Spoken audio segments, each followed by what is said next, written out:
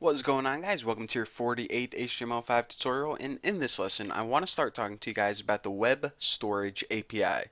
So what the Web Storage API is basically a new way that we can store data using websites. So before, if you ever made a website and you wanted to store some data from the user for maybe a shopping cart, or maybe they were playing a game and you need to store some variables, you were kind of limited to sessions and cookies.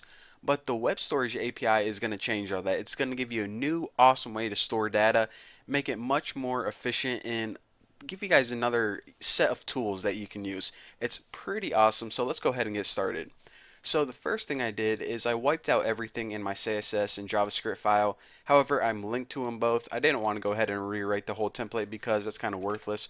So what I'm going to do is start from scratch. The first thing I'm going to do is build a new section, and I'm just going to give it the ID of left ID. Now I guess I might as well go ahead and explain to you guys what thing I'm going to be building. Actually, let me go ahead and name this left box. That might be a little better. What I'm going to be doing is I'm going to be building two boxes on the screen. On the left hand side, it's just going to have a form where we can pretty much insert some simple data, and on the right hand side, or on the right box, what we're going to be doing is just testing out displaying that data. So I'm not going to be, inserting into a database or making it into a game or anything. I'm just going to be showing guys how to save it through a form and how to display it. But once we learn how to save it and also how to access it, then you guys can use this for anything you want: a game, a shopping cart, Facebook, MySpace type website, whatever the heck you want. So anyways, that's what we're going to be doing, so I didn't want to just leave you guys in the dark. So we got a section in this left box right here is where we're going to be putting our form. But for now, let me just go ahead and make the right box while I can copy that code. And I'm just going to go ahead and name this right box. Now by default, it's not going to display anything, so let me just go ahead and write nothing yet Haas right in there, because we're going to be changing the inner HTML of this to display what we stored. But by default, before they even use this application, before they even store any data, they're going to see nothing yet Haas, because might as well test out. I don't know what we're doing. I just felt like typing something, to be honest. But there you go. So what I'm going to be doing is building a form with three form elements in it. Text area, two text areas actually. One's going to store the key, the other one's going to store the value, and the third one is just going to be a button where you can press it and actually save your information.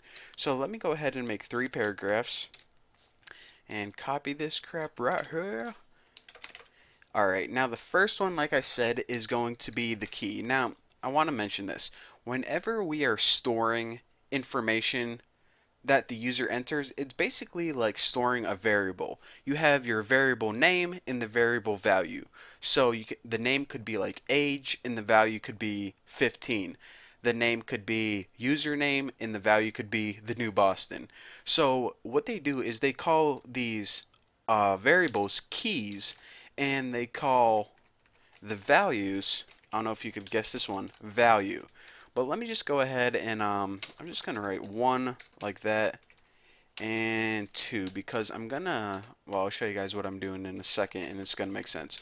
So for the first one, what I'm going to be doing is I'm going to be putting a simple input, and this is just going to be a type of, and someone is sexting me right now, that's great, a type of text, and the ID for it is just going to be 1. And I named it ID 1 because it's the very first text box, and I figured, hey, why not give it the ID of 1?